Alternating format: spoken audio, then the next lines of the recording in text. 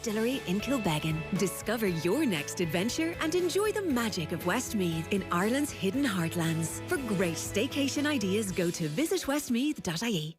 Bosch, appliances you can rely on. For peace of mind, choose from Bosch's 5-year warranty range of home appliances. For more information, go to powercity.ie. T's and C's apply. Here at News Talk, we've got some exciting original podcasts.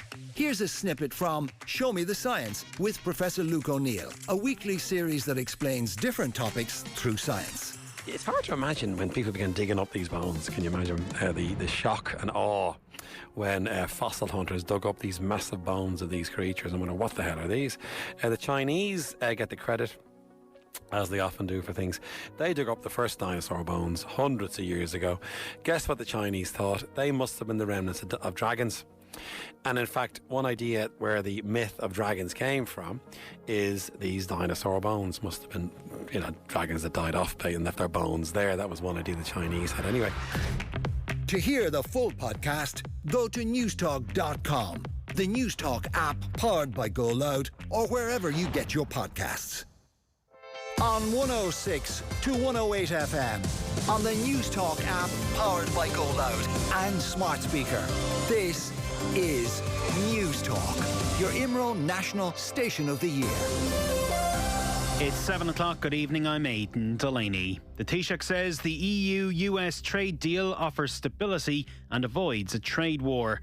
EU exports to America will now be subject to 15% tariffs under an agreement struck between Donald Trump and the European Commission President Ursula von der Leyen yesterday. The French Prime Minister has called it a dark day for Europe, but Taoiseach Micheál Martin had this to say on the mixed reaction. In fairness to the Commission and everybody else, nobody is welcoming tariffs with open arms. I think we've been consistent in saying that we don't agree with tariffs, that we prefer if there weren't tariffs, but we have to deal with realities.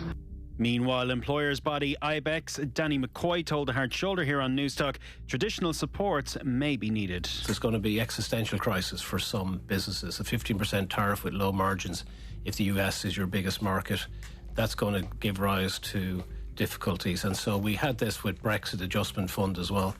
There should be some transitional help to keep businesses that are viable, find new markets. Donald Trump says he never had the privilege of going to Jeffrey Epstein's island. The US president has previously played down his links to the disgraced sex offender, despite numerous photos showing them together in the 1990s and noughties. Trump says the pair fell out years ago after he accused Epstein of poaching staff members. He was quick to point out he never attended any of the financier's notorious parties on the little St. James Island in the Caribbean. By the way, I never went to the island, and many other people that are very big people, nobody ever talks about them. I never had the privilege of going to his island, and I did turn it down, but a lot of people in Palm Beach were invited to his island. In one of my very good moments, I turned it down. I didn't want to go to his island. Morecambe Football Club has been suspended from the National League with immediate effect after failing to meet financial criteria. It won't be able to play its first 3 games of the new season. There'll be a meeting on the 20th of August to see if outstanding issues have been resolved and if the club can be reinstated. And over 1 million people watched Kerry become the All-Ireland football champions for the 39th time on RTE yesterday. The broadcaster has released its viewing figures for yesterday's game with an average audience of 933,000 tuning in. Viewership peaked at 1,033,000 towards the end of the game, and there were 378,000 streams of the game on the RTE player. 309,000 people watched Up for the Match, which featured the Hollywood star Matthew Broderick on his links to Donegal. And that's your news for now. News Talk weather. Thanks to Ryanair. Swap Midlands fun for Mediterranean sun with Ryanair's low-fare flights to Rhodes, Paphos or Malta. Rain and drizzle spreading eastwards to all areas tonight. The rain will clear by morning, but patchy drizzle and mist will linger in many areas. Light to moderate west to southwest winds, a mild night with lowest temperatures of 13 to 16 degrees. And now you're up to date on News Talk. The Newsround on Off the Ball. With UPMC Orthopaedic Care. When things don't move, rotate or bend like they used to, choose us to help you get back in action. This is News Talk.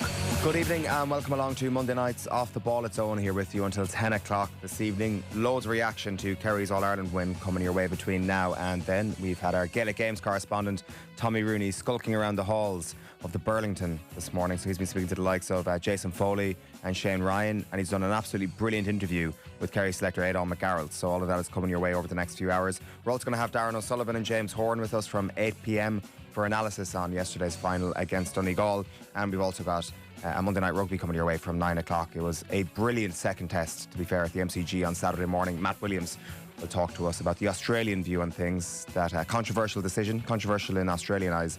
It'll probably be top of the agenda there, and some of the disrespect in Matt Williams' eyes as well will be discussed in that slot. Our number is 0879 180 180 if you want to get in touch. Stephen Doyle's Bumper News Round is coming up soon. Hello, Steve-O. How you doing, Owen?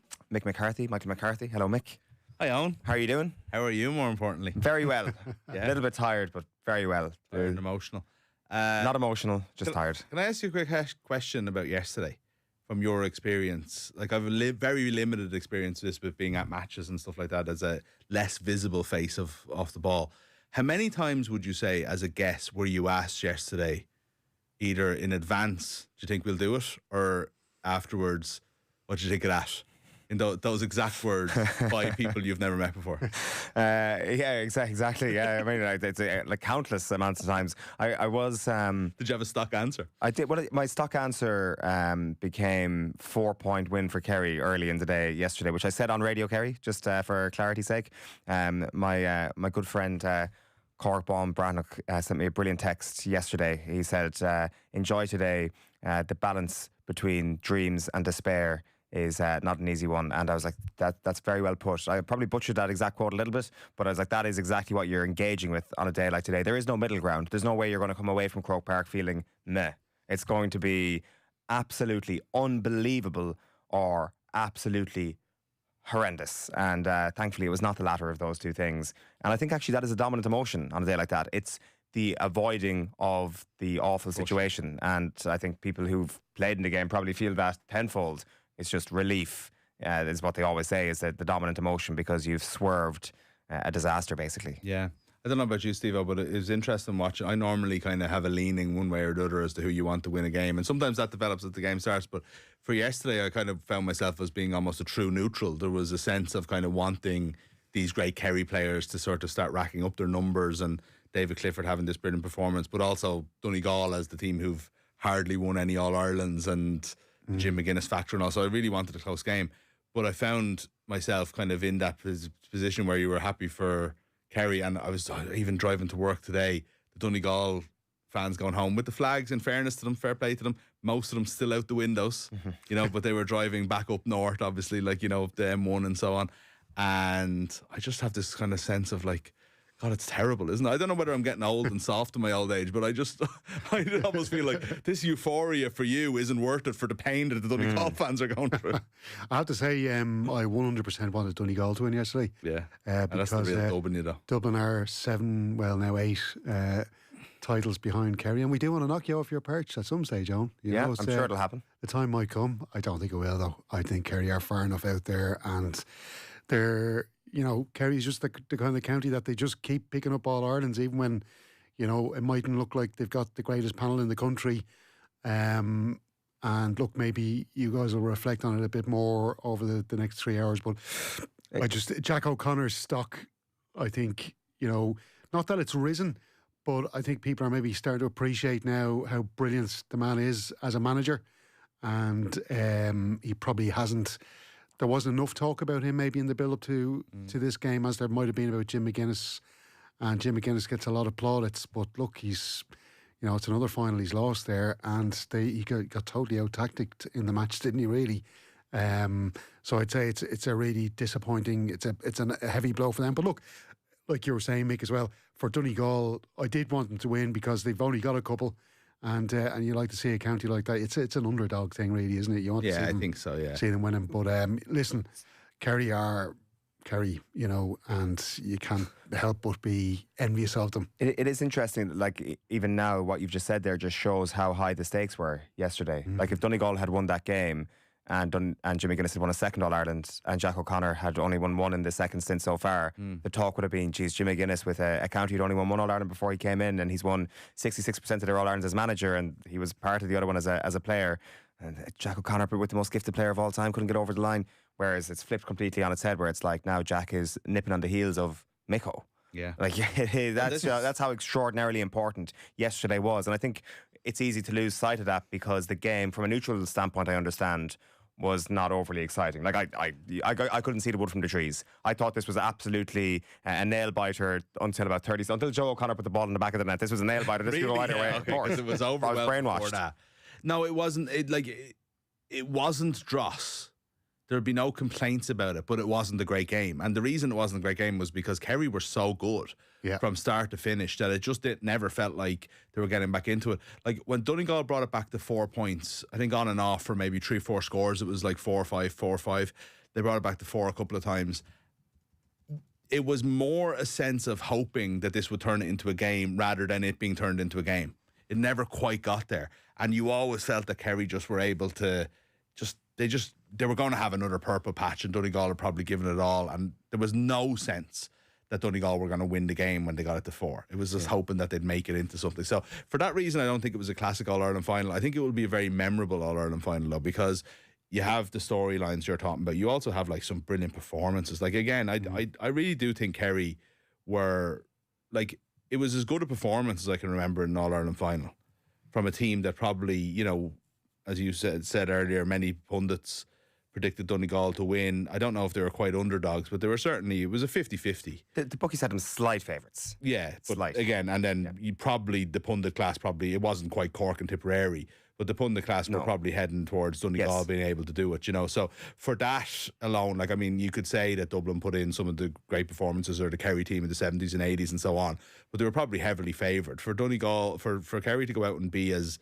dominant and as brilliant as they were yesterday, when we weren't really expecting it, I think is one of the best performances of all time. I want to go back on Jack, though, because it's an interesting word that you used. You said specifically manager. Because maybe he's not like, you know, like Jim McGuinness might be more of a coach, and he's definitely the manager side of it as well, and he's all the you know, the game plans and the mind games. He's the CEO like as well. But I wonder, is Jack a great manager? Because the narrative of Kerry this year is going to be the turnaround. Yeah.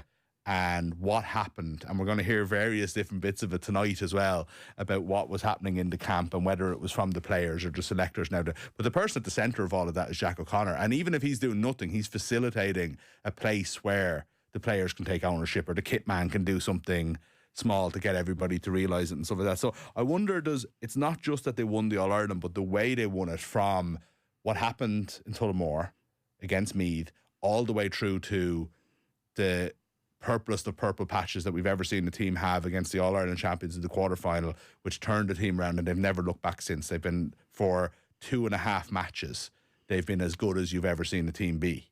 Yeah. And like, I think that's what's going to be Jack O'Connor's legacy. Yeah. It's the fact that this wasn't the sauntering through of one of, like, say, Dublin 2018 we were talking about earlier in terms of impressiveness. Dublin were so far ahead of everybody else. Kerry turned that on halfway through the year, from 0 to 90. That's unbelievable. And I think it does add a little bit of spice when you're not a defending champion. Like the Dublin thing of 2018 might be a more impressive All-Ireland win, but that is diminishing our memory because there was no defending champion for Dublin to beat. Yeah. Whereas for Kerry, that's a narrative going up against Armagh, who'd beaten them last year, and that was an explosion into All-Ireland favouritism almost at that point. I've been looking through some of the Dublin All-Irelands, and this isn't a definitive statement. This is more of a question out there. I'd like to hear another one. I don't know, but I can't think of a more impressive All-Ireland from Croke Park on, from quarterfinals on, given 6 points down to the All-Ireland champions who beat you last year, to turn that on and win by so much, and then to so handily win the semi-final and final against not like Rubes, you know, a fancy Tyrone team, a coming Tyrone team who are Division 1 team. You have Donegal, who are Ulster champions and, like, you know, anointed early in the year as being, you know, this is their year. They take that step under Jim McGuinness. And it wasn't that they just won the two, you know, they didn't win by 3 points, 2 points, 1 point. They hammered all three teams in the end. Yeah. And I think that might be. I can't find one that's better than it. And I think yesterday is the icing on the cake, to say the very least. Like, even Paul Flynn was making the point in the Sunday game last night that quite often that great Dublin team actually didn't get the best out of themselves on All Ireland final day. So for Kerry to actually put in arguably their best performance of the season yesterday really does say something. Like, I would argue that the first 15 minutes yesterday was right up there with the third quarter against Armagh, like absolutely on that level. Shane Ryan said that as well. Yeah, possibly in the piece we're going to play in a couple of minutes. But but I think he said it to Tommy. Today, yeah, and I think that's how I feel. Like, there's a text in here from John in Limerick. He says the game was a damp squib. It was clear that Kerry never broke a sweat. Third gear max. All those pundits predicting a draw, Donegal were talking guff. Actually, like your damp squib point, I'm sure from a neutral perspective is definitely true. I disagree with the third gear thing. I think there was a distance between Kerry and Donegal yesterday because Kerry hit close to their top gear. And look, I mean, we'll hear from Darren O'Sullivan later, and I think he might say something similar to John in Limerick there. But sometimes things look way easier than they really are. And I think Kerry flew into that game yesterday and were so mentally tuned. Like, it's just so impressive that they managed to keep this anger for 4 weeks on the bounce. 5 weeks on the bounce, really, if you go back to the Cavan game as well. It's really unbelievable how they've managed to maintain that week on week on week. And look, maybe it's because of the regularity of the games. It does sound like they were using different things to motivate them as well, because, like, we've kind of had hints from David Clifford that maybe he wasn't happy. Well, not happy, but he felt that maybe there were words coming from Jim McGuinness in the build-up to the match that were kind of being used to kind of lull him into a false sense of security, maybe. And also, I think there was definitely an element of the players banding together on, to kind of play for Jack O'Connor, because they maybe felt that he wasn't getting the credit that he deserved. So I think there's all these tiny little things, not tiny little things, but things that they've been using to motivate themselves all the way through, and that's great. I thought, like, it wasn't a classic match in Gaelic football terms, especially after the year that we've had so many brilliant games. And look, they've maybe kind of the semi-finals weren't great either. But just looking at it, I thought it was a brilliant. I tweeted yesterday. I thought Kerry Catenaccio was the words I was thinking of, because it was like that kind of classic, Arrigo Sacchi, that kind of Italian AC Milan. They defended their way to winning this. Like, they got that nice lead early on. And then the players, like a lot of players, sacrificed themselves yesterday for the team. They did things that maybe they didn't want to do. They had to be a bit more reserved. It was a really pragmatic performance from Kerry. And once they got that lead, it's like the bully with his hand on the head of the guy trying to swing punches at him. There was just no getting near them. And I thought defensively, Kerry were absolutely brilliant. It was an absolute masterclass in defending. Yeah, Catenaccio, but obviously, the highest tally ever scored in an All-Ireland final. Well, there is that. You get double points for some of your shots. Yeah, this is the thing. The Clifford, even if you factor them in, I think it would have been 119 in all money without the 2 points. Yeah. Now they wouldn't have been shooting from back there, so they probably could have got a couple more. But 119 is still a decent score. Like Donegal didn't get a shot on goal. They just couldn't get through them. It was unbelievable. You think of all the brilliant players. Now look, they did get hit with a couple of unlucky injuries during the game as well. Yeah. But all of their key threats were nullified because of what a brilliant performance it was by Kerry. Can I say something about the Kerry defending performance? I don't ever remember a match with as many blockdowns in modern football anyway. Now, that says a lot about Kerry, and it says a lot about those players. It makes me think about what Donegal were at, though. Well, I was just about to say, they weren't at the races, really. It was like really bad decision making. James O'Donoghue always says that getting blocked down is a bad sign of a player's quality. And for that to happen on multiple... Now, there was... I'd say 5 that I could think of straight away. There was a moment where Joe O'Connor in the second half is in the opposition half and hand passes the ball to no one. And I think that I think it was close enough at that stage. Back, and then, straight down. Then he makes the block 2 minutes later. And that kind of just sums up his day. Actually, on Joe O'Connor...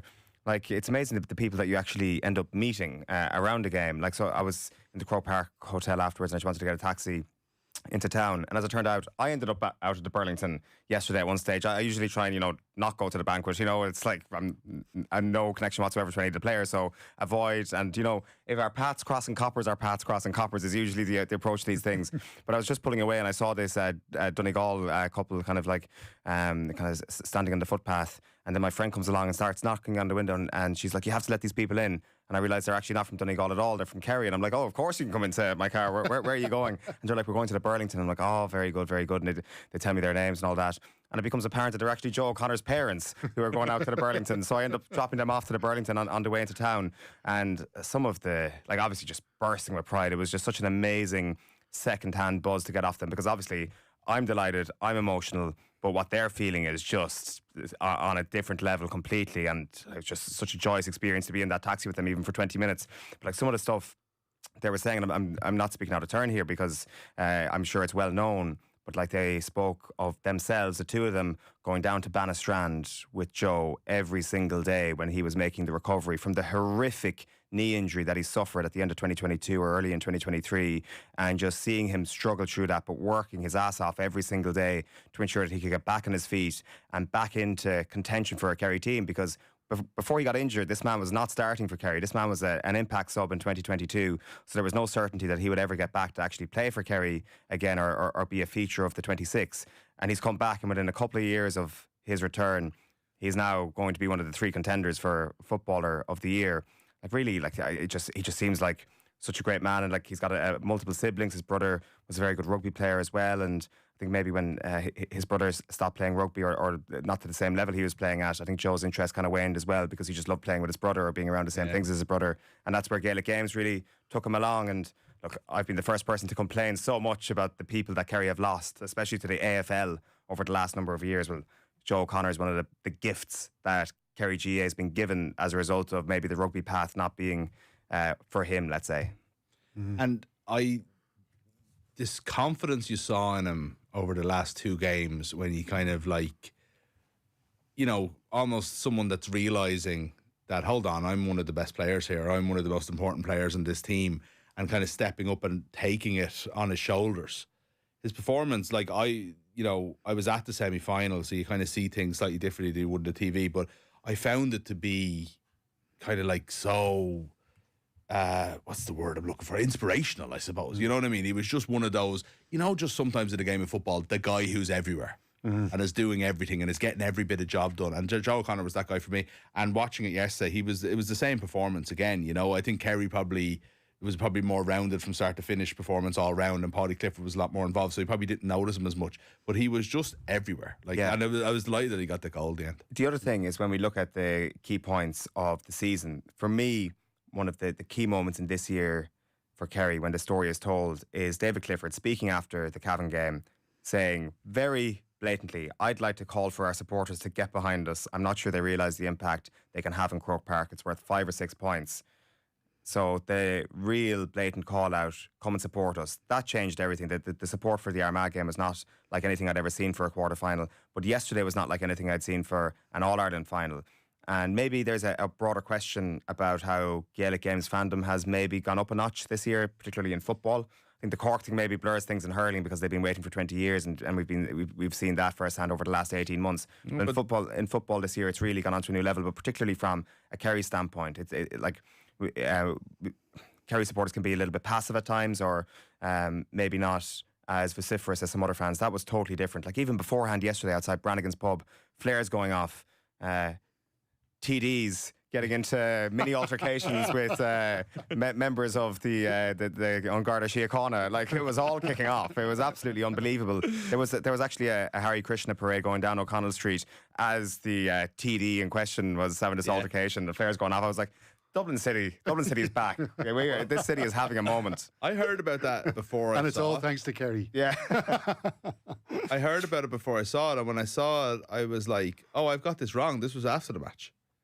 Because of the level of crowds and energy and everything else, it felt like part of the celebration. I actually was surprised in retrospect to see that it was before the game, you know, so it was, the atmosphere is unreal. There's nothing like All-Ireland Day anyway. I think I was sort of there and part of it for the hurling last year with Clare, and like just the colour and the way Dublin has taken over. And obviously we do have full Croke Park on other days, but it's not as much a part. It doesn't take over the city in the way it does on the 2 All-Ireland finals. And it's a wonderful thing. It's a great thing to be a part of. Just on that, because it's been raised by a couple of people, you know, the fact that we don't have a fan zone similar to like a major football tournament or whatever in the city where there's a match on. They'll have a fan zone where they have a big screen showing the game, that kind of stuff. And, you know, you'd have to start thinking maybe that is something that Dublin County Council and the GA maybe need to come together on, because, you You know, there's a lot of people will travel from the competing counties in a final, won't have a ticket, and to have that kind of an event, I think would really, you know, improve what is already a great day, as you were saying, Mick.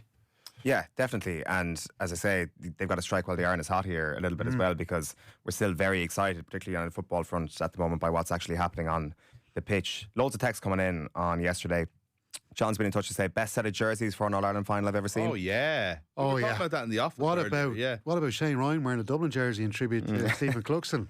I was thinking, come on you boys in blue all day yesterday. I was saying though, I think there's something to be said for Kerry wearing that a version of that blue jersey almost every year. Obviously in 82, whatever they had the green, but like I don't know if they've won an All-Ireland in one. They haven't, but have they?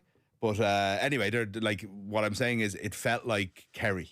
It felt like, you know, they wear it enough now that and I was thinking of like someone like Mayo who would wear any old colour any year and you wouldn't know it. If they won their All-Ireland in a black or a navy jersey, I think it would not take away from it in any way, but it wouldn't feel like, I think they'd do what Barcelona did in 92 and put on their real jerseys to lift the cup. Yeah. I like that Kerry have a traditional away jersey that they wear all the time now, and then the colour match was brilliant. And speaking of aesthetics, what do we make of the pitch? I don't know what they were doing with it. I actually grew to love it.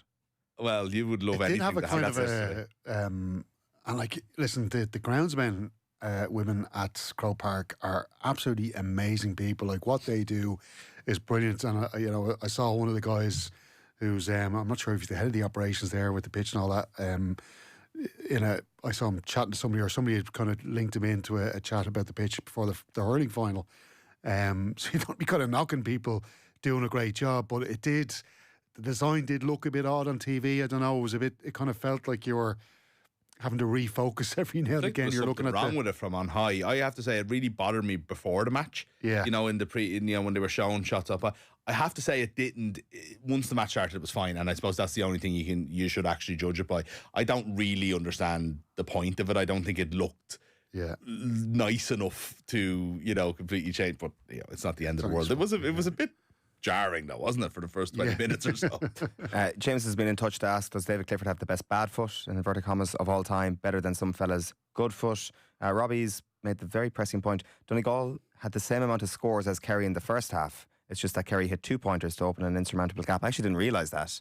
I presumed that Kerry actually had more scores, full stop. That is very interesting. Mark McDonald asks the big question, did Owen make it to the Boar's Head? Yes, I did. I'd like to distance myself from the rumours that I'm the man who was pictured asleep outside the Boar's Head this morning in the Kerry jersey. Wow. On the barrel? On the barrel, asleep on the barrel.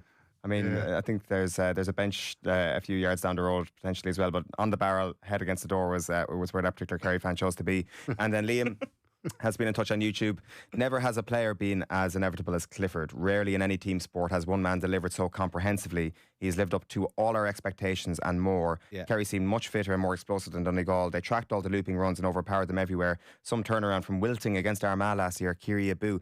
2 points on that. The wilting against Armagh and the fitness that was in question. They looked extremely fit yesterday and they've obviously come on leaps and bounds. But again, just to reiterate how important yesterday was, you flipped the script on yesterday and David Clifford has lost. What is the narrative around that? One All-Ireland. 3 All-Ireland finals at that stage, wouldn't he? Yeah. Exactly, and it's just a sequence of near misses. So, like, it was really important for Donegal yesterday. But the more you think about it, granted with the benefit of hindsight today, you start to realise how important it was for Kerry. It was just an absolute must-not-lose day for Kerry. Michael Murphy is 36 next year. Don't know if we'll see him again. I think there is narrative there. But Clifford's point, I think, on the buzzer at the end of the second half, and he did a lot of first things. He was the first player to kick a score on the buzzer in an All-Ireland final, first person to kick a 2-pointer in an All-Ireland final in history and so on. But I think the inevitable was the word the texter used there.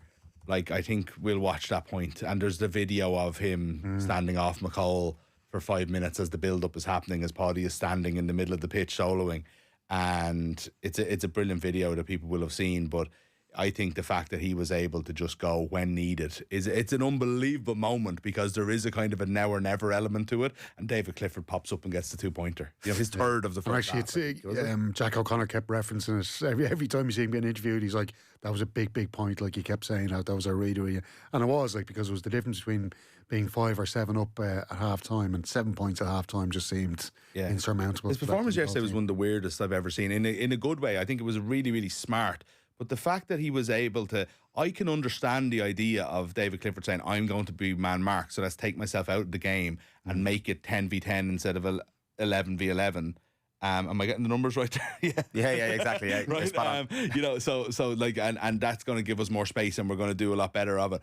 I can understand him doing that. That's a brilliant tactic. It's a very selfless tactic. How does he do that and still score as much as he did? Yeah, it's crazy, isn't it? You know, like that's what's mad about it, was that he was able to come. He had so few chances yesterday. That's why I wonder about the Man of the Match award, because he wasn't the most dominant figure on the pitch. Yeah. But that was on purpose. And every chance he got, I think he missed one chance and he scored the rest of them. Like his brother touched the ball 7 times more than him yesterday, I think, if my statistics aren't 70 times.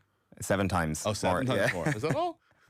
No, I think he touched the ball around 10, 12 possessions, and then Paddy obviously had 76, which is just obscene. Right, we'll play a bit of audio. As I say, Tommy Rooney was out at the team hotel earlier on. We're going to play you the full interview with Aidan McGarrels a little bit later on in the show. There's some brilliant insights in this chat, but this is a particularly interesting part. Here's Aidan talking to Tommy about what the Kerry management did in the build-up to the Cavan game, which remember came after the shock defeat to Meath.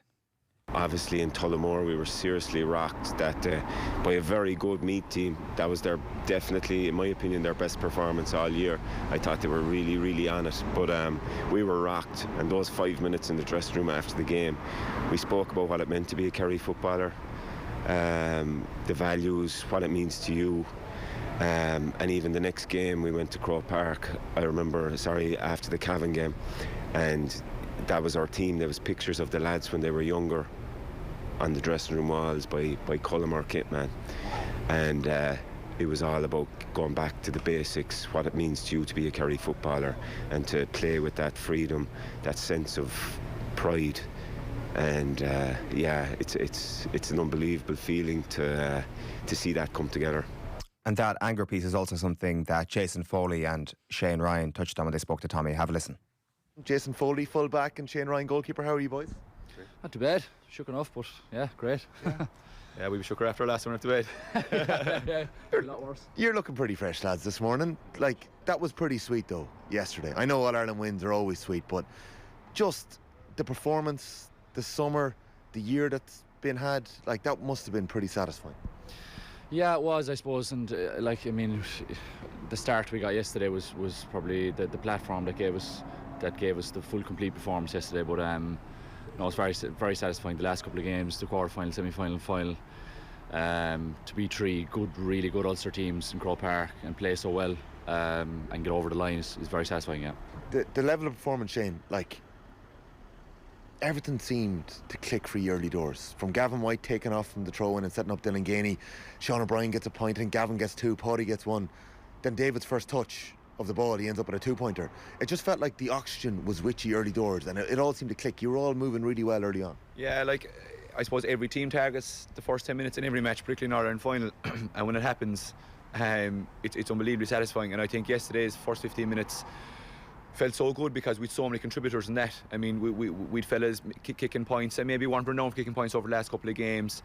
And it was probably, even though like we were probably got a lot of credit for our stint against Armagh that 10 minute spell, I felt the 15 minutes probably better yesterday because of the overall performance. You know, we to defend for spells. Donegal got a couple of great scores in that period as well.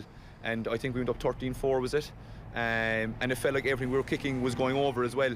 And scoreboard pressure is massive, and particularly with the 2-pointer now, like it gives you such a momentum lift, you know, even from the crowd and everything. So that first 15 was stuff you would right away for, really, and it was great that it came out in All-Ireland final day. Yeah, it was huge, and like that's really interesting that you're saying that about the 15-minute spells and both. I must watch back both and just try and figure it out, but your feeling as a player was that's so interesting. There was a couple of big things around kickouts as well. I know Joe Connor got his paws in a couple of early balls, but there was one or two that I just thought were huge. Like, there's such a fine line, Shane, you'd know yourself, between a really good kickout, right, there's inches, and one that gets intercepted. I thought Patton had one or two yesterday that were going straight down the middle of Murphy. Brino Bjuglik slides in and wins one low. Mark O'Shea won one low as well. Like, you had such presence on the opposition on your own kickout as well. Yeah, I suppose the break ball merchants are kind of coming back into play, really, aren't they? They disappeared for 15 years in the game, and there's so much, like, obviously you want to get as many uncontested as you can, but it's just so difficult to get them this year that the majority of kickouts are going long. and it's kind of in the lap of the gods. I know you're trying to plan overloads, you're trying to plan 1v1s, whatever, but breaking balls sometimes in the lap of the gods, and you just need fellas diving on boots, which we did have. And again, it's sustained the momentum for us. When you're getting possession after the opposition kick out and our own kick out, and I suppose the way Donegal defended in it probably gave us the ball for periods of time. It kind of allowed us to control the tempo of the game as well.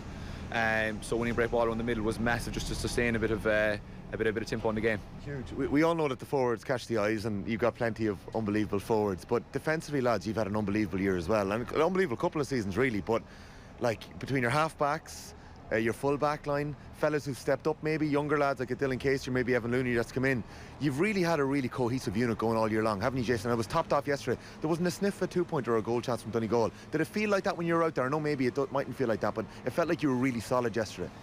Yeah, I mean, when you're out there, like, you're just kind of focusing on the next play and the next ball. The game is so quick now that you just can't dwell on things really, like, so I was just kind of focusing on the next ball, next play. But yeah, I suppose we've prided ourselves in not conceding goals and limiting two-pointers, and that if you do that, you'll go a long way to winning most games. So thankfully we were able to do that again yesterday. But as you said, we've had fellas stepping up all year. We've had a lot of injuries and stuff. And we've had fellas come in at different times. I just think back there, the likes of Evan Looney came in 15 minutes into the game against Armagh, having not played all year, and had an unbelievable performance. That was just, when you have players stepping up like that, it can only make everyone else feel bigger and taller. So yeah, very satisfying. That's a powerful thing for the group as well, because we know with the new rules there were so many what ifs and what was going to change and different bits and pieces, but depth was going to be a big thing. I think Jackie used 33 players across the championship. There's probably others that were injured, maybe didn't get minutes they would have liked, or others that were maybe on the periphery of the panel that you might have seen flying in training.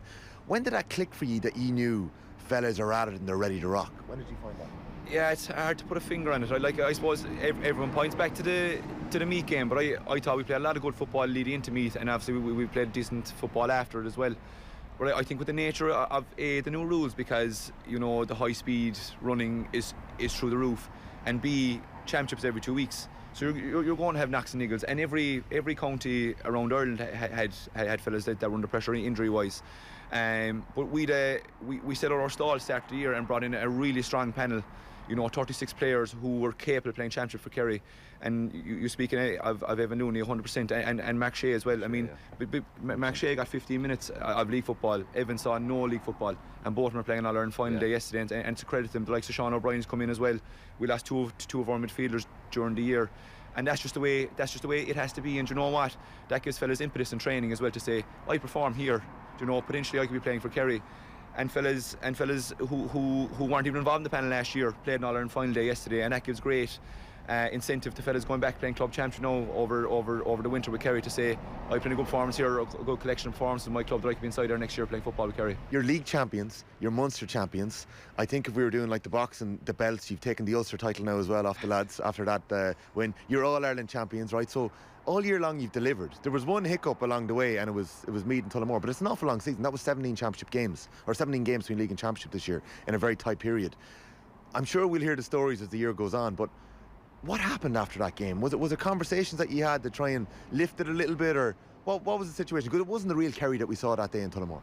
I think probably the players kind of took ownership maybe the following week. I think that's what I remember from it, like that it was very player driven the following week, and on the analysis side of things, and we kind of not call each other out, but there was kind of a few home truths and stuff, and we were able to try figure out what was going wrong, and probably the best thing that ever happened to us. But as you say, it was one game. Meath got to an All-Ireland semi-final, so I think maybe people read too much into it too. Yeah. I mean, Donegal got to an All-Ireland final yesterday, having lost to, I think it was Tyrone in the group stages. So it was just they lost once as well, and maybe people read into too much, but it was a blessing for us maybe.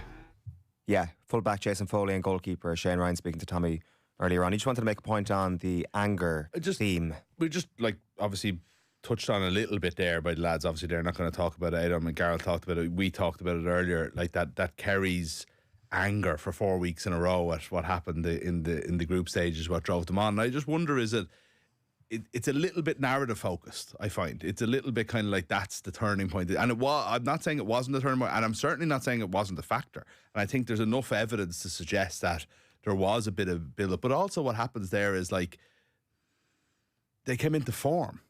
You know what I mean? And they're incredibly talented players. Like, so there's form, talent, preparation.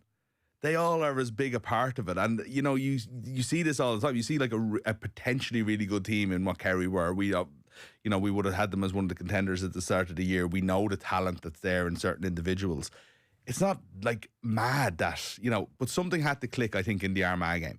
I think what's happened since is the clicking has happened. They're in form. I don't know if it's all about... I think the more interesting point is the one you made about Clifford's call out to the fans. Because as much as I don't know how much that affects the team on the pitch, but I think it affects how Kerry fans feel about this All-Ireland and the connection with the team and so on like that, which I think is going to be this lasting thing that is just going to be an amazing thing for football. And if you say it feels different than it did before, that's a tangible, brilliant thing. But I don't know how much it's not that I don't think it affected them winning the All-Ireland. I just don't think it was the only thing, or it's this narrative that they were hammered to Meath, they all had a big fight, and suddenly they went out and they were the best team ever. It's like something out of the Mighty Ducks, as opposed to like real life. Do you know what I mean? But there's also the tactics thing does have to be acknowledged as well, like, because the Armagh game was the winning of that was the pressing in the second half on the kickouts, and against Donegal yesterday they decided to.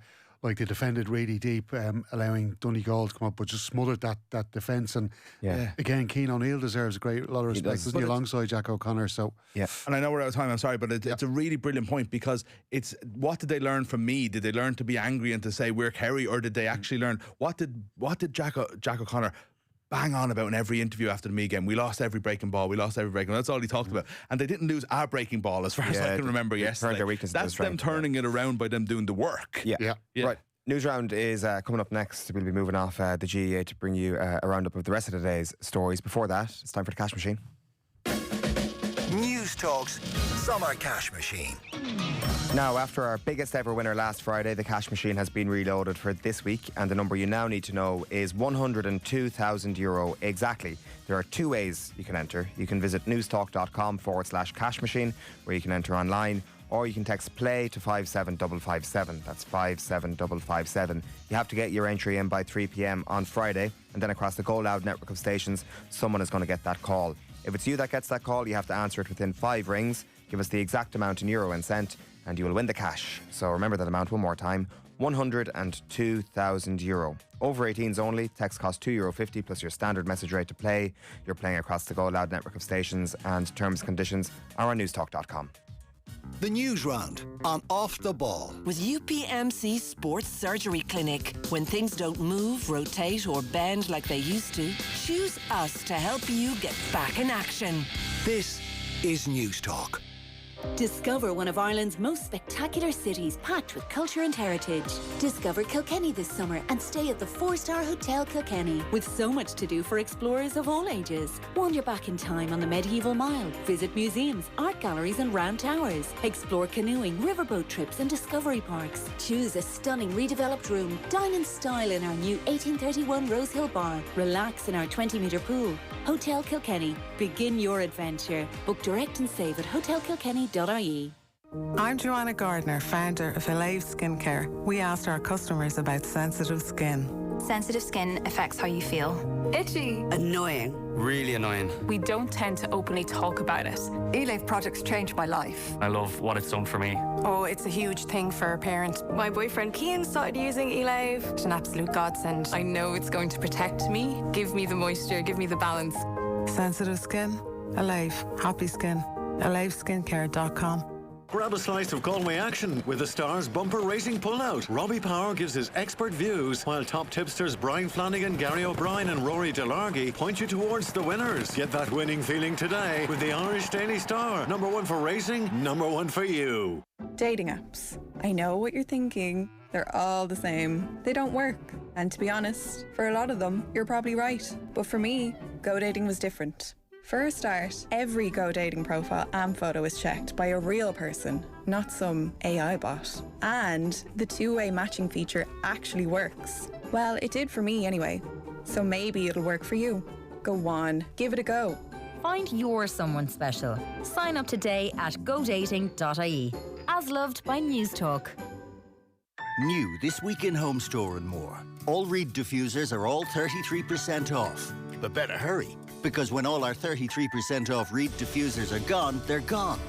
Also, all school bags are still all half price, and all 100% cotton children's duvet sets are still all 33% off. But when they're gone, they're definitely gone. Drop by your local Home Store and More. Visit us online at homestoreandmore.ie. Home Store and More. A happy home. The Newsround on Off the Ball. With UPMC Sports Surgery Clinic. When things don't move, rotate or bend like they used to, choose us to help you get back in action. This is News Talk. Stephen Doyle's bumper news round, later than advertised, coming your way right now. Stephen, you're starting with yesterday's All-Ireland final, and Jim McGuinness has been out speaking. Yeah, the county senior football manager is confident of a bright future for Donegal football. The Ulster champions lost a final for just the second time on the occasion of their fourth decider appearance. McGuinness believes the work going on at underage level will help keep the team strong going into the future. That's what you're hoping to do. There's a huge amount of good work going on in Donegal. There's massive amounts of work going on behind the scenes in terms of the academy and trying to build teams and trying to put our younger lads in a position where they can experience days like this more often, if you like. And that work has to continue, and the work with the players has to continue in the dressing room there as well, you know. But no, listen, today is not the day for that, you know. We have to reflect today. We've got to take it on the chin, and we've got to also tip our hat to Kerry. You know, Kerry were brilliant today. They played really, really well for long periods of that game, and even though we did get into situations where we felt we might get a bit of traction, that never really materialised. So yeah, we have to take it on the chin. More on this with Darren O'Sullivan and James Horan after 8 o'clock this evening. Now, Stephen, we have news from the World Aquatics Championship. Yes, despite being the top seed today in her semi-final, Mona McSharry didn't reach the women's 100-metre breaststroke final at the World Aquatics Championships, which are taking place in Singapore. The Sligo swimmer recorded the fastest time in the heats this morning, but finished 6th in her semi-final and 11th overall. In the women's 200-metre individual medley final, Dubliner Ellen Walsh came home in 8th position. Evan Bailey was 16th overall. He was making his World Championship debut in the men's 200-metre freestyle, but the Wexford man did equal the national record of 1 minute 46.66 seconds, which was set originally by Jack McMillan at the Tokyo Games. Paddy Donovan has been out in front of the media today.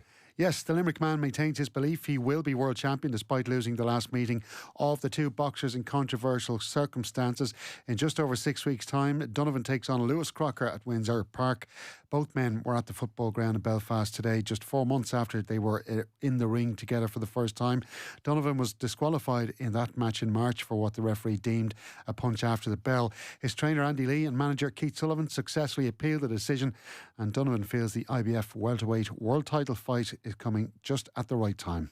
My goal as a boxer is to become a world champion, and even though the controversial decision in the last fight, I still believe I was going to be a world champion. So let it be against Lewis or a different welterweight, I always feel that I'm destined to be a world champion, and this time round I feel like it's God's plan after the way the fight has gone.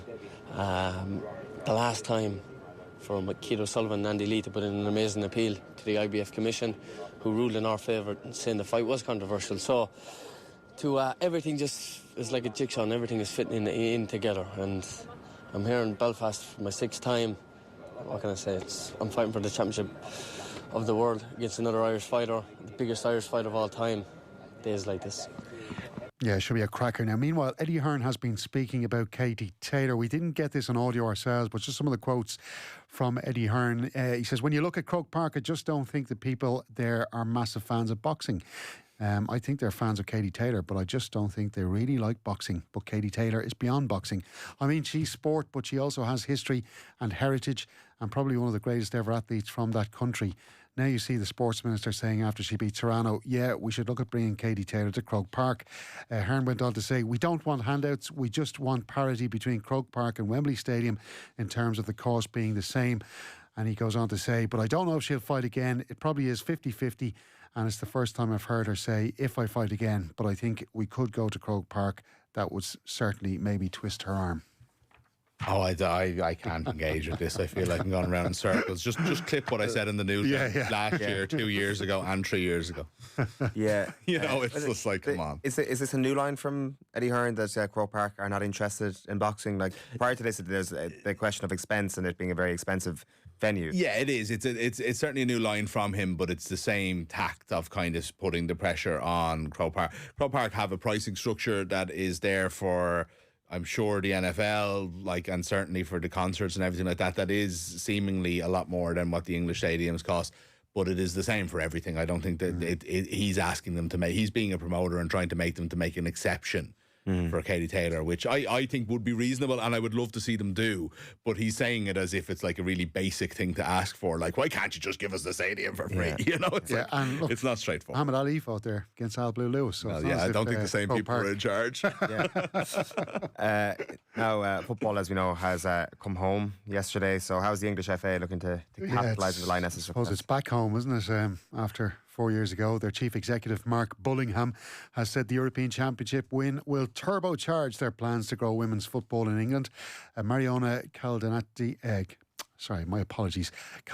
had scored in the first half for Spain in that final in Basel, but an Alessia Russo goal helped take the match to extra time.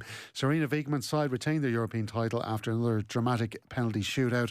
Chloe Kelly, who scored the winner at Wembley in the final of Euro 2022, was the hero again as she converted the decisive spot kick to seal victory after Spain had missed 3 in a row, with Hannah Hampton saving 2 of them. And down in a tournament of the worst penalties of all time, and only, I think, about a 50% conversion rate, including in the final. Chloe Kelly's penalty was unbelievable at the end. You know what I mean? I think the extra pressure of there being so many crap penalties in this tournament. She also missed in the semi-final. She scored the rebound, so people won't remember that she missed it, but it was an unbelievable penalty. Spain played some sensational football. Like they were playing a different sport to England. England were just... They haven't been good all tournament. They haven't played good football, but look, they've kept done coming back. it. I was thinking that during the match yesterday when they equalised, I'm like, they're going to win this, because the entire tournament they've nearly looked beaten in every game except for the Dutch game where they hammered them. And other than in the French game, in the first game where they did lose, they came back every single time. England were nearly as negative as Kerry yesterday. Yeah, well, it was 126. There was a Catenaccio. Kerry style Catenaccio as well. Serena Wiegmann. Kerry in England, it's not a good day for people like myself. The mask has slipped. Well, how can you be so good? Like a lot of these Spain players coached at La Masia, the famous Barcelona academy. How can you play so well and play the game so well and so brilliantly? Like, they could go out there and beat some of the men's teams and then be so terrible at penalties. It was just incredible. I couldn't get 3 in a row in a Euros final. Emma says England only led for 1 minute all tournament. We will move on to Jessie Stapleton. We've got Jessie Stapleton, who has stated she wants to help Nottingham Forest gain promotion to the Women's Super League. The Republic of Ireland international has joined Forest on a season-long loan deal from the Hammers. The former Shelbourne defender moved to the London club 2 years ago and has since had loan spells at Reading and Sunderland. Stapleton expressed delight over joining such a historic and ambitious club like Forest. Now, Liverpool forward Luis Diaz has left the club's training camp in Japan to finalise his move to Bayern Munich. A fee of €75 million was agreed on Sunday after the Bundesliga champions returned with an offer closer to what the club consider to be the Colombia international's market value. Diaz was given permission to leave and has now departed Tokyo, where the team are preparing for Wednesday's match against Yokohama F. Marinos, and he's off to Germany. The completion of the sale of Diaz, who cost the club €48 million plus €4 million in add-ons, will see Liverpool's income from transfers in the last year top €220 million. It's all gone to Newcastle. Yeah, exactly. This is an exciting transfer. This is we're nearing the return of the Premier League, and what you're about to tell us about now, this is the moment that I'm now invested in the return of the Premier League. We're fully engaged. We need to do our research. We've been out of it for so long. Well, what's after happening? Well, as Diaz goes from England to Germany, one man is going the other way to return to the UK. Sunderland set to sign midfielder Granit Xhaka from Bayer Leverkusen for an initial €15 million. With the You've really oversold that. No. I don't have the script. I thought this was Isaac. No. Granit Xhaka to Sunderland is the greatest piece of business that I've seen in recent times. It just kind of fits, and I can see this guy becoming more than just a cult hero at the Stadium of Light. Granit Xhaka is back in Premier League football. Is a top line here, and that is a good day. If Jordan Henderson was going to come back to the Premier League and go to Brentford, should he not have gone to Sunderland? Doesn't that feel like it was the right time? That is a good point. Instead they get Xhaka anyway. Yeah. Anyway, Xhaka, 32 now. He signed a 3-year deal to move to the Stadium of Light. Swiss international, returning to the Premier League, where he spent 7 years playing for Arsenal. I just want to quickly, before I finish the football, should I give a quick sentence from that Kerry Bohemians joint statement? Of course, anybody who's on social media will have seen some of the scenes around the Ryan McBride Brandywell Stadium ahead of that Premier Division game on Friday night. It finished 1-1, but it was marred by scenes off the field where fans clashed around Derry City and around the stadium itself. They've both the two clubs have put out a joint statement saying how much they have a fantastic relationship between the two fan bases. Both clubs committed to working together to do everything in their power to protect and strengthen that relationship into the future. It's therefore with great regret to both clubs at that instance before and after the game from individuals with no interest in supporting either team put the safety of genuine supporters at serious risk. The safety of everyone, supporters, players and staff, always will be of paramount importance to both clubs. For Derry FC's part, the club has been working tirelessly over the last couple of days with their match night security team to establish circumstances surrounding the disturbances and to reassess procedures in place for travelling supporters. And both clubs have also been working with the FAI to agree a way forward that protects all who attend their games and maintains the long-standing and valued relationship between both clubs. Steve-O, Mick, thank you for that. The Newsround has been with UPMC Sports Surgery Clinic. When things don't move, rotate or bend like they used to, choose us to help you get back in action. We'll be getting into our analysis piece after 8 o'clock with Darren and with James Horan, and we'll also have Matt Williams up after 9 o'clock for Monday Night Rugby. We will take a quick break. The Newsround on Off the Ball. With UPMC Sports Surgery Clinic. When things don't move, rotate or bend like they used to, choose us to help you get back in action. This is News Talk. News Talk Green Business Person of the Month in association with Repack is your chance to showcase the brilliance of your colleagues, friends or even yourself. Join me, Joe Lynham, on Breakfast Business weekday mornings from 6:30 to learn about the best in green business. With Repack, supporting the circular economy and reducing the impact of packaging on the environment. Nominate the next Green Business Person of the Month by going to newstalk.com/green. For the world-class equestrian spectacle and Ireland's finest. For unforgettable moments with friends and family. For the memories you'll make and for the celebration of 150 years of excellence. For a day out like no other, it has to be the